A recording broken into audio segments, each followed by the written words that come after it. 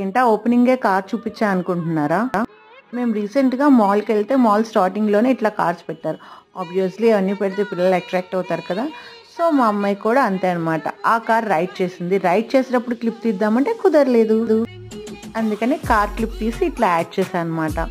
తర్వాత ఇలా ice cream పార్లర్కి లాస్ట్ మినిట్ ఐస్ క్రీమ్ క్రేవింగ్ని కంప్లీట్ చేసుకున్నాం అనమాట. ఇది కూడా క్లిప్ తీయడానికి ఛాన్సే ఇవ్వలేదు.